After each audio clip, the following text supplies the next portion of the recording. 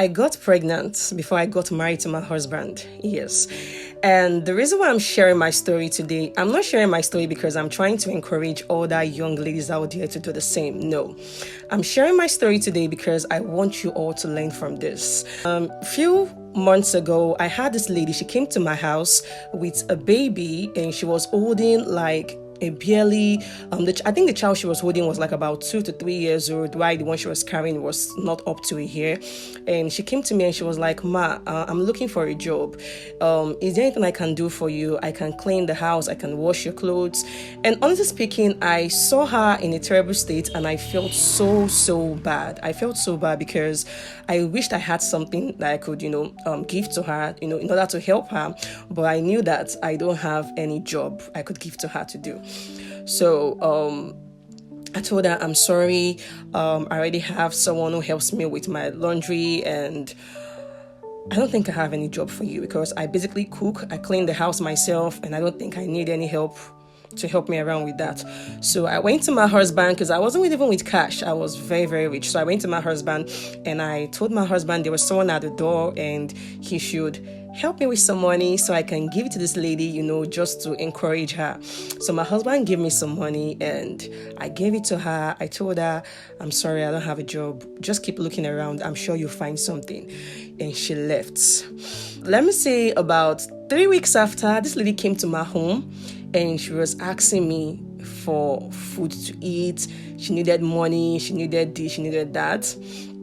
Honestly speaking, I was angry. I was angry at her, and I didn't really show it, but I was angry at her because I just felt she could have done better. I wasn't angry at her that, she needed help and she asked for it. But I wasn't really too happy because I'm like, for the fact somebody helped you the first time doesn't mean that they're always going to be there to always help you out.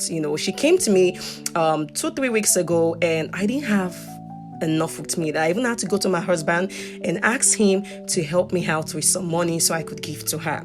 So for the fact I gave you some money doesn't mean that the money is always there and you can always keep coming back to keep asking me for money. Now, I had to just advise her and let her know that she needs to get a job. Now, why am I saying this? Now let's go back to my story. Remember I said I got pregnant before I got married to my husband. So I was dating my husband before I got admission into the University of Lagos, and I loved my husband so much. I knew he was my husband, but we're engaging in premarital sex. Yes, I'm not a saint and I'm not proud of it, but we're engaging in premarital sex. Now, my dad knew him, his mom knew me, like the family members, we knew each other, they knew we were dating with each other and stuff like that. And actually, we had planned to get married, but then again, my husband was saying, okay, let's wait till after school. I was like, no, I want to get married. I don't want to be doing girlfriend and boyfriend. But along the line, long story short, I got pregnant.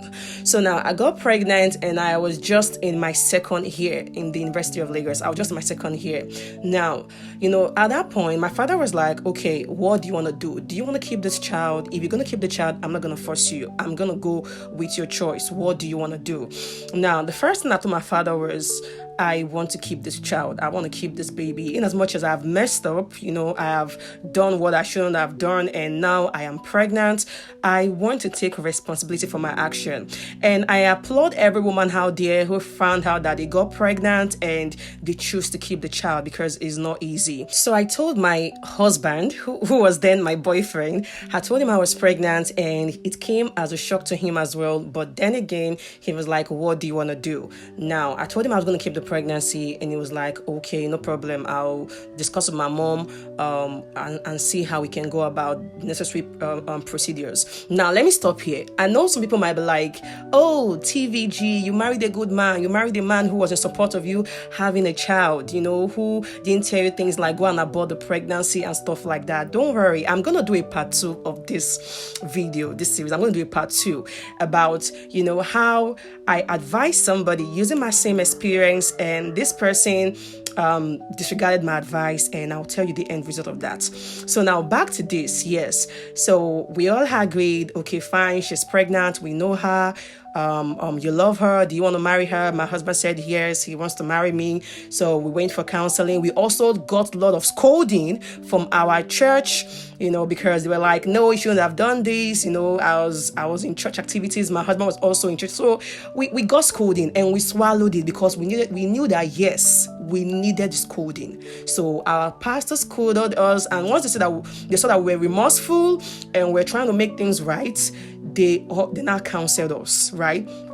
They counseled us and let us know, okay, these are the things to do, things not to do, and stuff like that. Now, we planned that I was going to get married. I think that was a month before my EDD. That was expected delivery date when I'm supposed to give birth. So I was having my exams during those periods. So I was reading and preparing for my exams. Now, mind you, my belly was big.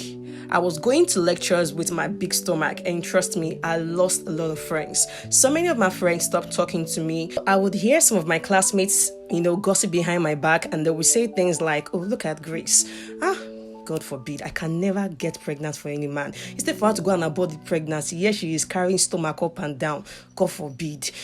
Some of them who had the mind even walk up to me and told me things like, babe, you fuck up. Why? You for this belly, you for come more time, babe, like you just start life. You allow one guy, me go trap you for inside marriage. I got all kind of criticism, okay? But I was so grateful to my lecturers for the fact that, they respected me a lot, and they appreciated the fact that in as much as I got pregnant, I never removed the pregnancy, and I was still willing to come for lectures. I was always around for lectures, I was always around for projects and stuff like that. So my lecturers made life easy for me because they knew that I was already going through a lot. So like I said, I lost a lot of friends, which is expected.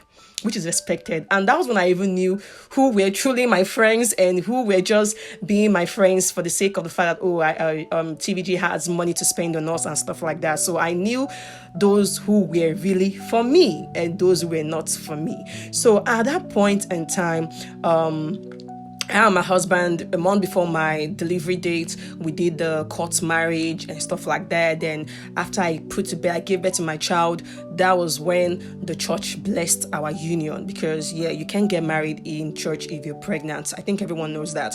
So now, why am I sharing this story? I know I'm still going to share more into details, right? Because, even while I gave birth, I was taking my baby to classes. Yeah, so I was taking my baby to class for lectures. I remember those times she'll be crying. Sometimes she won't even let anyone carry her. I would have to go out of the classroom through the window listening to lectures. It wasn't easy. I'm telling you, babes. I think it's only someone who has gone through my experience to understand where I'm coming from. But some of the lecturers were so nice. Some of them would offer to carry my baby, but most times she wouldn't allow, and other times she would. So, it wasn't easy per se. I was like, no, I'm not going to be a school dropout. I'm going to finish my studies and I'm going to graduate with a good grade. I'm going to ensure that I pass through this stage and I come out of it a whole person. So I just choose to neglect. I choose to just look away from all the insults, all the gossips around me. Now, why am I sharing this story? I'm sharing the story because I've heard several ladies who have gone through similar situations choose to opt for abortion. Now, let me tell you, abortion is not the right thing to do. Now, I don't want to act like as if, because you have it all easy, you had a man who was willing to stand beside you, you had a father or you had parents who were there to support you. No.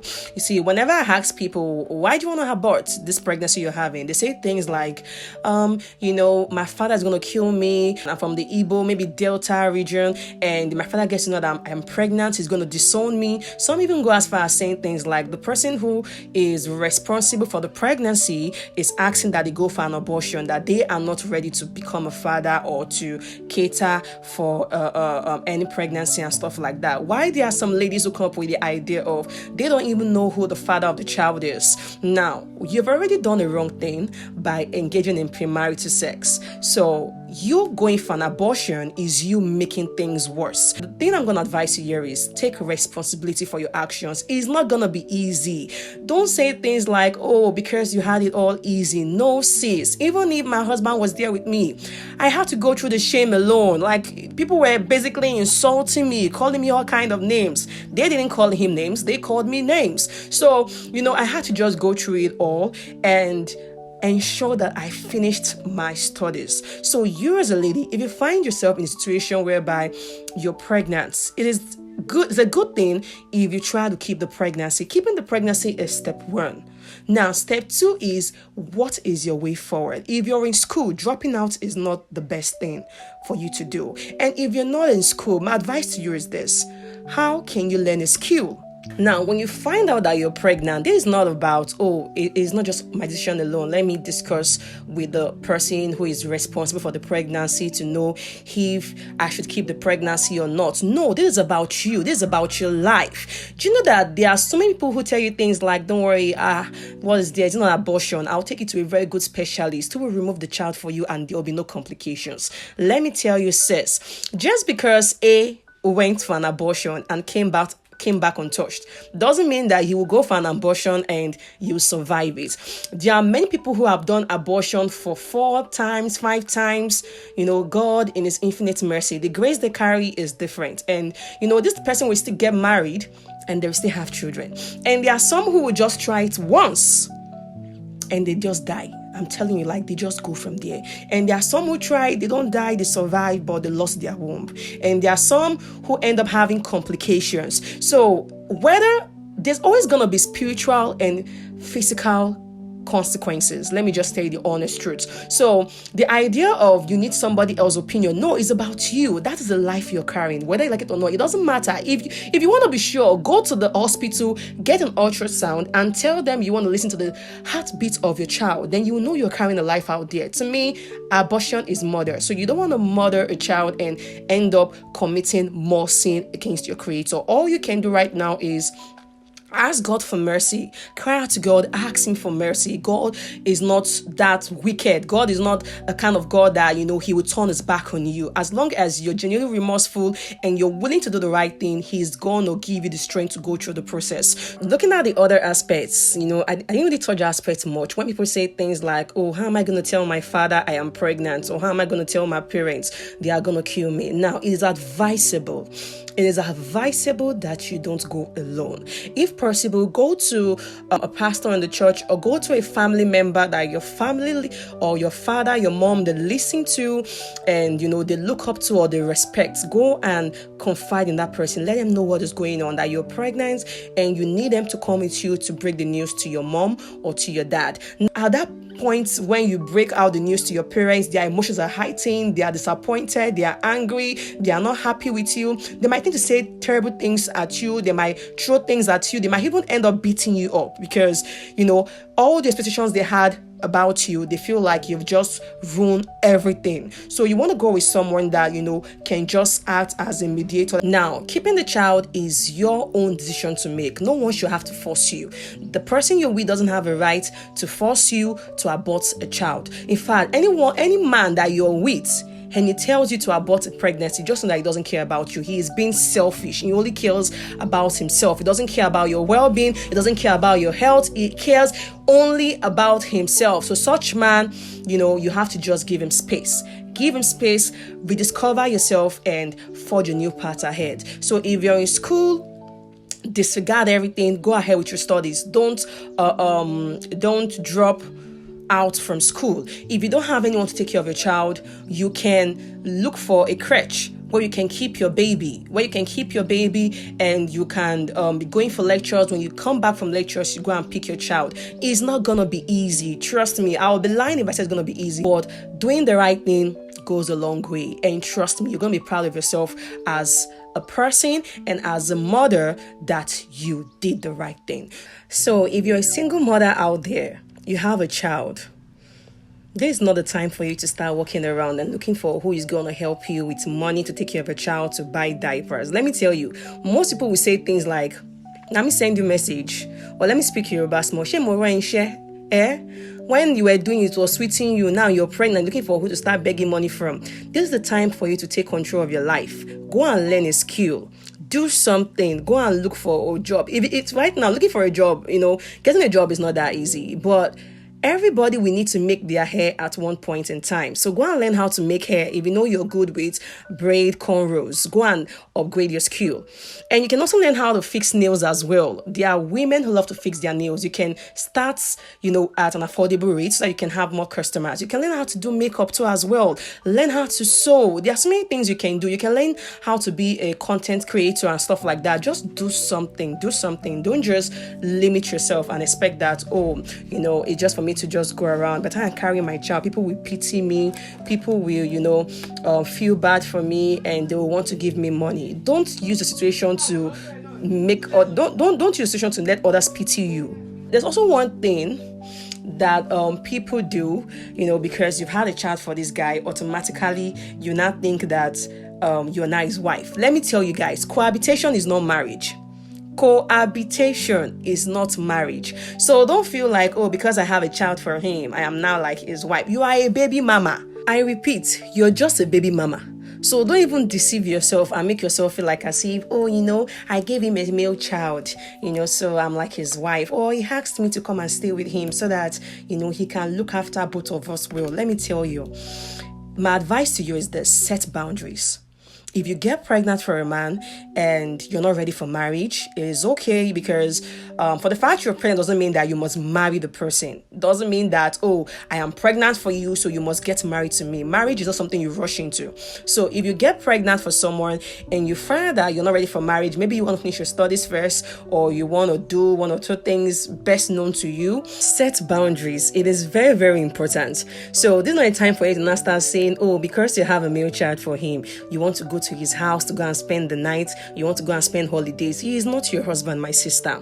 Okay, so I feel like you need to learn how to set boundaries. Ensure you guys avoid private spaces together, because if you're not careful, there's going to be a number, baby number 2, baby number 3, baby number 4, and yet you still be a single mother and not a wife. Okay, so you want to ensure you set boundaries and take your life serious. If the man really loves you and he wants to make you his wife, he wants to put you in the family way, then he should do the right thing, which is go to your parents, do the formal introduction, collect the list, pay your bride price, and marry you in a good way, a glorious way. That shows that he respects you, he loves you, and he cares about you. But if the man is all about, I'm not ready to be a father, and yet you want you to come and stay in his house, he wants you to come and cohabitate with him under the guise of he wants to look after you and the child, that is just an excuse. He's only looking for someone to warm his bed. Okay, and that's why I hear women come up with stories and they say things like, we've been together, I gave birth to 2, 3, 4 children for him, and now he wants to marry another lady. Who is to blame? Yeah, I know the man has a fault, but who is to blame? At that point, you're going to be the one to blame. So you need to be smart and do the right thing. So this is where I'll be stopping. Thank you so much for watching. If you like this video, do it to like, share, and follow for more. Thank you for watching. See you guys in my next video.